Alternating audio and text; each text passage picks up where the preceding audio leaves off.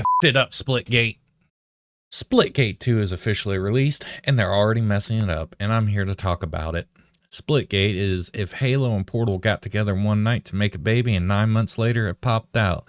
It was originally a unique enough idea that most of their original player base decided to give it a shot. Double kill. Killing spree. Even the announcer was an homage to the original Halo announcer. And the gameplay was fairly tight. The maps were actually interesting to play on. So what went wrong? Well, low player count eventually led the developers to shifting focus to a sequel instead of polishing the original game to a point where more people would enjoy it. And so eventually they shifted that focus. They stopped doing updates as much, and they went a little bit quiet on the social media front. So patiently, the community waited as if it was the last airbender. When the world needed him most, he vanished. And eventually, we got news of the sequel, along with a beta launch. And honestly, the game is fun. It reminds me of an old school style of shooter, which is desperately missing in today's age. So what could go wrong? Make a game we could play with our friends, and 20 million of you played with us. Now, with the help from our amazing community, we've built Splitgate 2. Why? Because I grew up playing Halo, and I'm tired of playing the same Call of Duty every year, and I wish we could have Titanfall 3. Well, they wanted Titanfall 3, so they made a battle royale, which helped to kill Titanfall 3. They're tired of COD, so they get on stage in front of hundreds of thousands of people watching them just to insult the developers, the fans, and divide people with a stupid joke of a hat. Really? You want to make FPS great again? You want to make shooters great again? And then you're going to charge $90 for a skin bundle and $34 for a Portal skin? Look, I'll give credit where it's due. They did cut the prices in half, but I remember when people freaked out over 343 for charging $8 for a blue skin in Halo. Why are we giving them a break just because they're an indie company? Even if they have to make money, overcharging their loyal fan base that they got off the first game, that's just scummy. Not to mention, this game is a bigger ripoff of Call of Duty, Halo, Portal, and now Apex than anything else. The original charm that this game had has been lost because the developers keep just trying to spread themselves too thin to try to copy all these other games when they had a unique enough idea with the first one.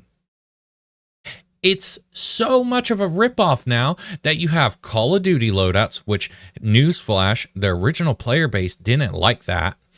Temu Halo announcer. Round one.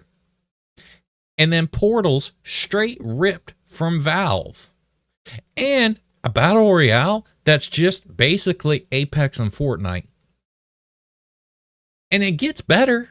Because obviously they don't have a public relations team, because they continue to put their foot in their mouth so bad that the community manager deleted his socials because he couldn't handle everything that happened after he said this. Yeah, they couldn't handle it apparently. This game has a potential to be really fun and a great time with friends, except just like every other greedy company, this one is going to sell out. Splitgate originally had issues with a low player count, but a good company behind it. And now it feels like they're trying to push the line so far and only pull it back when they get called out on it. Just like EA, just like Activision, and every other crappy gaming company. It used to be you could pay for microtransactions or just grind in the game and you would get these cosmetics and you would be able to actually show it off as something that you worked hard on. Nowadays, you have to spend your money, and that's almost the only way to do it. Because even with the free battle passes, half the time you don't get the cosmetics that would be really cool. And, you know, I know what people will say. Oh, you don't have to buy it though. That's not the point. We're only in this position right now because we didn't try to push back originally on these games doing this. There was such a backlash back in the day when Oblivion had horse armor and people lost their mind about it. And now we're not losing our mind about $90 for a skin bundle in a game, even if it's a free-to-play game. That doesn't just give it a free pass. You shouldn't give them a break. Splitgate 2 is getting a break because it's free-to-play and it's bullshit. Even if it is free-to-play, you shouldn't be overcharging your fan base that much. It's just greed. And you know it's too much because they already lowered it.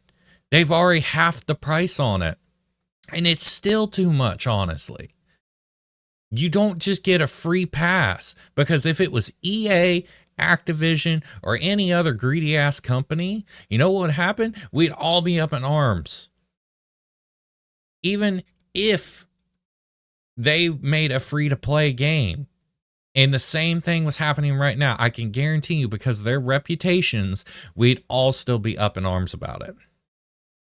We're going to keep doing this where we don't push back enough and we keep letting them push the envelope, and eventually we're going to get ads in every game we want to play online.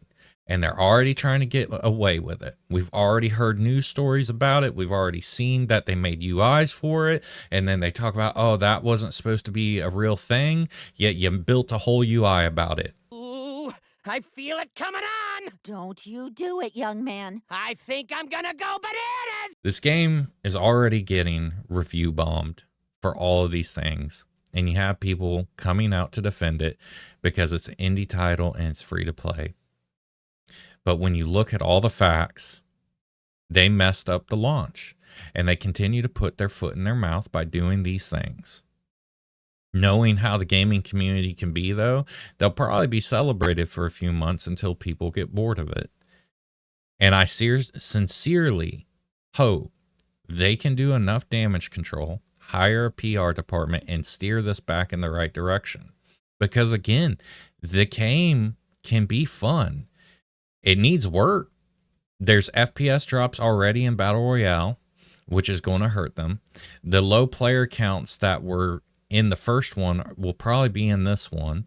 And you're going to divide it amongst the playlists, which is going to make it even harder. And you'll have to fill it with bots. And you're going to have to prioritize what you want to do. So in the end, we'll have to just see what happens. I don't think that this was the right choice or the right group of choices. You really dropped the ball, and you can come back from it. We've seen it before where people come back. I mean, we saw Battlefront 2 is popular again. And look what happened when that came out. That game came out and it was so bad in the beginning. And then years later, now everyone thinks it's the gold standard. And it wasn't. Same with Cyberpunk. We see these games come out and they drop the ball in the beginning. And then months later, they get free passes because they fixed everything. That's why the gaming industry keeps going this way. So we'll see what happens. Do you think it was fair of them charging that much? What would you be willing to spend on in a game on a skin? Let me know. I want to hear some of the other opinions on it.